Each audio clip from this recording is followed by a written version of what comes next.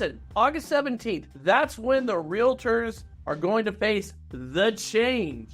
I just call it one change because that's all that's really taking place. And here's how it goes. You can't offer a commission on your multiple listing system, period. You can't allude to a commission. You can't suggest a commission. You can't be sly about or any innuendos of commissions or else you're going to pay the price and maybe get kicked out. Really, that's pretty much it. I'm assuming all listing agents are going to do the right thing and going to do the exact same thing that they've always done and get a buyer side commission from the house that they're listing at the point of listing.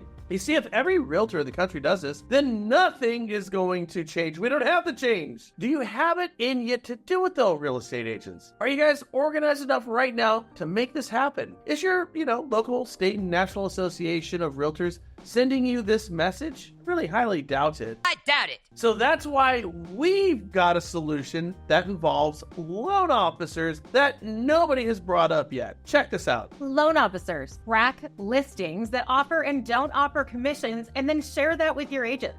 I think it'd be better to track the listings that don't offer commission because that list is going to be a lot shorter, at least hopefully. Become this short-term resource for all agents until the dust settles. It might be a quick and easy way to pick up business. That is, if you could become the resource. The question is it legal? I mean, there's nothing illegal about sending a list of properties that you like to real estate agents that you work with that just says something like, these are pretty cool listings, and then publish that sucker and blast it. I mean, the other alternative is NAR could, I guess, create a new designation. They're good at making money, aren't they? A commission listing specialist. Doesn't that sound good? What do you think about this whole thing? And I'm serious about this. I want to hear what you have to say. Put your comments down below. And speaking of this agreement, remember the largest and richest broker in the world wasn't part of any of this settlement whatsoever. You know that, right? It's pretty convenient for them. And of course, I'm talking about Zillow. Zillow, the real estate brokerage, the national real estate brokerage, is held to different rules and standards than all of you. What's also convenient,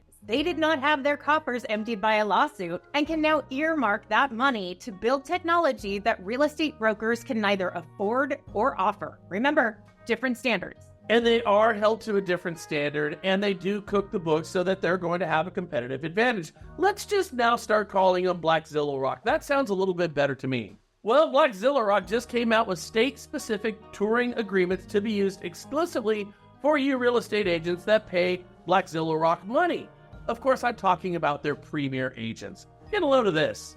CIO of Black Zillow Rock, Earl Samuelson, said, quote, Zillow is not required to offer consumer-facing agreements in light of the proposed NAR settlement. Convenient, but we have an opportunity to provide tools for the industry to fulfill these requirements in a way that puts the consumer first. You see, Black Zillow Rock premier agents will have the choice to opt in or out of the touring agreements. But for those agents who choose to use them, the agreement will become an automated part of the touring workflow. If a buyer requests a tour from a premier agent using the agreement, they will get a notification asking them to sign a 7-day touring agreement before looking at the property with that agent. Well, ain't that both convenient and steering? Sounds like steering to me. And you tell yourself this isn't a fixed game against traditional real estate agents. If that's the case, I'm telling you, you're nuts. So, Black Zillow Rock says of the agreement, our touring agreement, which expires after 7 days and covers touring activities only, does not require compensation or exclusivity. That's by design. We believe any negotiation of compensation and what it will look like for the buyer and agent to work together should happen after both meet and feel ready. At the time when an additional agreement is signed, the buyer and the agent should be aligned on all terms and expectations, including compensation, with no surprises.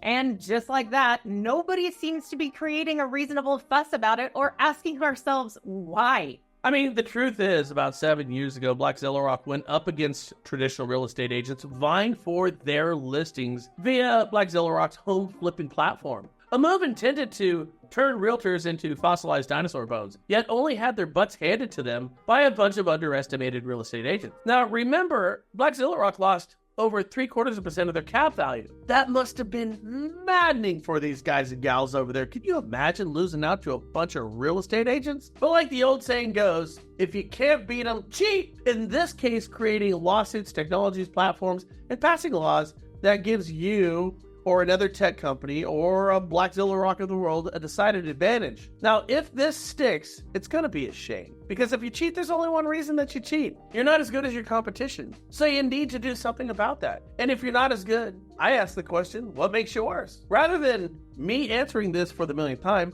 I want to ask you this. Seriously, realtors and lenders out there right now, realtors in particular, what makes you as an agent and your brokerage as an agent in your community better than the likes of Zillow or any other type of alternative? I really do want to know the answer to this. Please do me a favor, put it in the comments down below, and then go read all the other comments. And if you do that, you just found your end of the Olympics type of talking points when this new and ridiculous rule goes into effect. Of course, it's on the 17th. Be mindful, loan officers, because these need to also be your talking points. Without our real estate agent partners out there, guys, this world gets a hell of a lot tougher, no matter what you think right now. I hope this helps.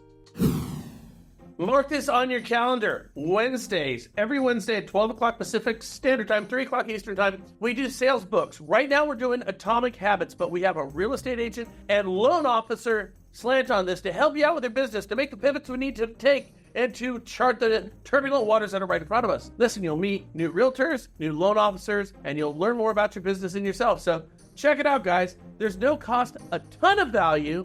Well, the cost is your time and your intellect. I can't wait to see you guys on Wednesdays.